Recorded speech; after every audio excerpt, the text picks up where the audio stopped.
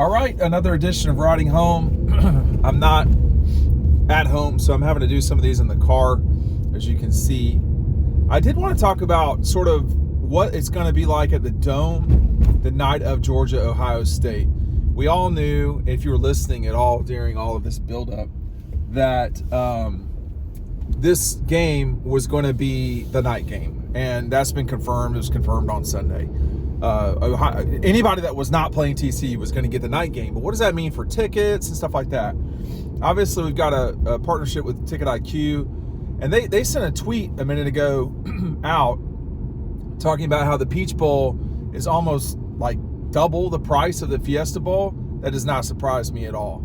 And again, there's a couple of reasons why. Number one, the game is Georgia playing in Atlanta. I mean, that's flashing red light for other teams. The reality is they're playing Ohio State, which there's really,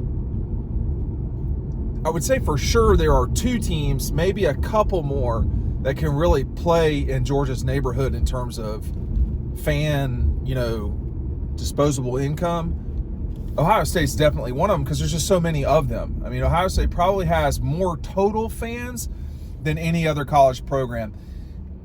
There might be more Notre Dame fans. I'm not sure about that. I think they're more casual than the Ohio State fans. So what you're going to see is Georgia's definitely going to be the home team. This is going to be the problem for Ohio State is you're not going to, it's going to be a road game, but it won't be a road game like LSU just experienced. I mean, that or Oregon experienced. There will be at least 17,000 Ohio State fans in there. That's what the bowl will give Ohio State. But you're still going to be in Atlanta. You're still going to be dealing with Georgia.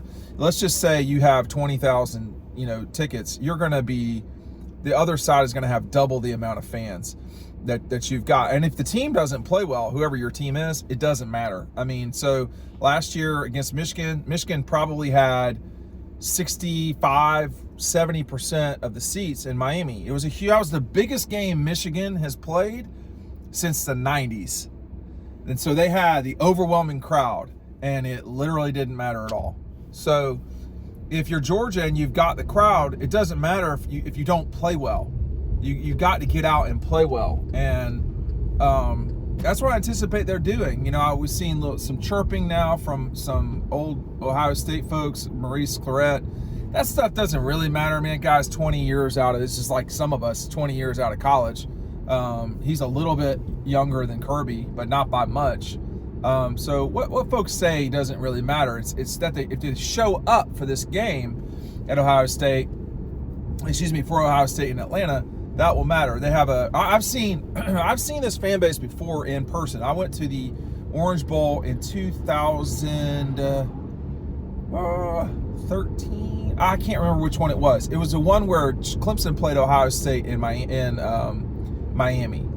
And, that was a game that Taj Boyd and Clemson won. So I shot that game on the field, and I would say Ohio State outnumbered Clemson 6-1 in terms of fans. Like, that was a huge game for Ohio State because they were coming off of, they had gone undefeated, and they were on probation the year before, I think. And this time, I can't remember the exact details, but they had gotten in trouble. This was one of Urban's teams that was really good but couldn't play because of all the scandal at Ohio State. There's been a lot of Big Ten scandals. Don't confuse yourself.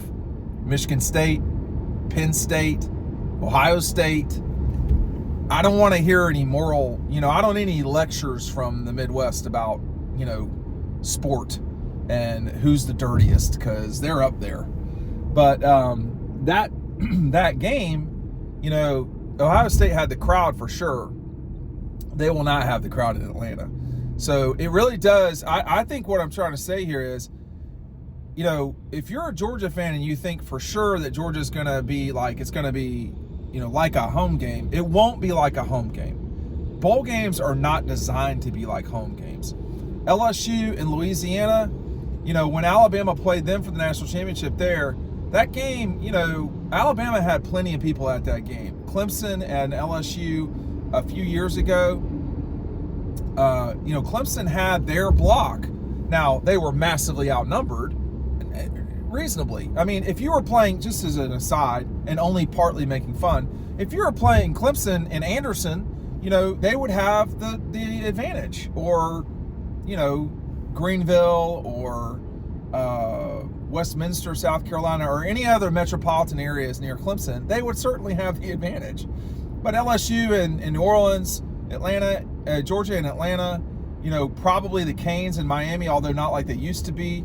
There are certain places that it's going to be hard to beat other teams. I don't know if you can, Indianapolis is sort of the home of the Big Ten right now, where Georgia won the national championship this past season.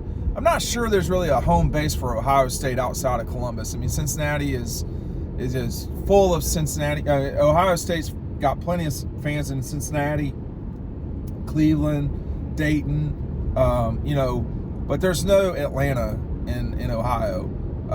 So there's no one place that you play. There's no dome there either. So you're not going to play these types of games. By the way, that's one reason why the Big Ten was so adamant to get a 12-team playoff where games are played on their campuses. They feel like that's an advantage for their teams, and they're aggravated.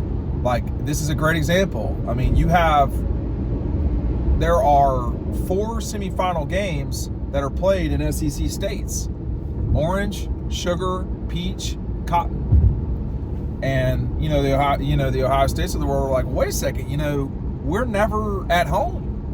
We're never at home. To which I would say, no one wants to go to Indianapolis, not in the winter.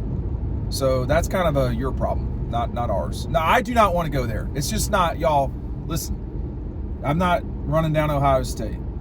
It's where it is. It's a great, athletic place, but there is no place up there, and people are not wanting to go to Michigan in the winter, or Indiana in the winter. It was miserable. We still have a few Kelee Ringo-Signed books. The link is down below. Make sure you're picking those up. And before I run out, I could run out this week. I don't know. This is the mailing. You can't see them right here, but these are the magazines that are going out. Or excuse me, the books that are going out today. So it's not an insignificant amount. So pick them up now. That's about a day's worth of books that people are getting. So I'm going to run out, but make sure you pick that up. But anyway, I think that it shouldn't. There's a little bit of nuance here. It's not just going to be totally jammed of Georgia people.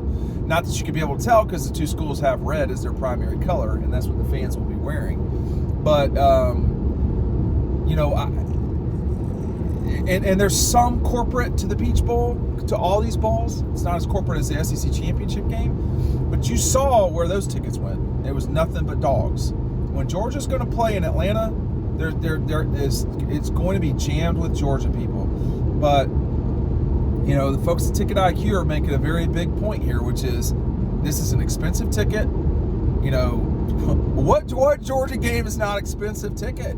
But Ohio State is one of the schools. Michigan, Ohio State, I guess Notre Dame.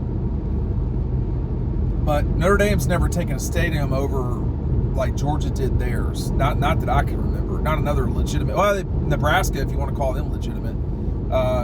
Georgia fans will go anywhere, and they will pack places out. And if you're talking about playing in Atlanta, of course that's going to be an expensive ticket. It looked like, from what I remember of the tweet, Ticket IQ was saying the average ticket price was somewhere around $1,000. So that's not Alabama-Georgia national championship game money, but it's in that ballpark. And you have friends of yours that are not Georgia folks, and they say, how do these people afford it? And I'm like, do you ever go to games in Athens? Or have you ever been to Atlanta before? You're talking about 6 million people in Atlanta, just Atlanta, that have disposable income like crazy. Obviously, there's a huge passion and for the dogs. And again, Michigan, Ohio State specifically, in the past I would say USC, but there's just not that many USC fans that are out there. Texas had plenty of people at that Sugar Bowl, But that was a Sugar Bowl that Georgia didn't care about, obviously, on the field or in the stands. Those tickets were going for like $15. So, you know, it wasn't just the Rose Bowl or the Notre Dame game or the 2017 season. You can go back decades with this. Georgia fans have been sending 40,000 people every single year to a game out of state. Every single year they send 40,000 people to a game that's 6 hours away from where their campus is, and they pack it out every single year. And that's the Florida game. It's not in Georgia. It's in Jacksonville. So Georgia's used to this, and they are one of the few schools that to my knowledge, has not yet pulled back on the amount of tickets that they get for away games. And that we've seen with Tennessee, you know, this year they didn't have as many people in Athens as they did, say, in the early 2000s. There's reasons for that, you know, and you know, this will be an extremely expensive ticket. I think the national championship will be more for a couple of reasons. A, it's the national championship. B, it could be either Georgia and Ohio State or Georgia and Michigan. But look, check out Ticket IQ. Make sure you get your Kelee Ringo stuff. If you don't, I'm going to run out. Thanks for watching.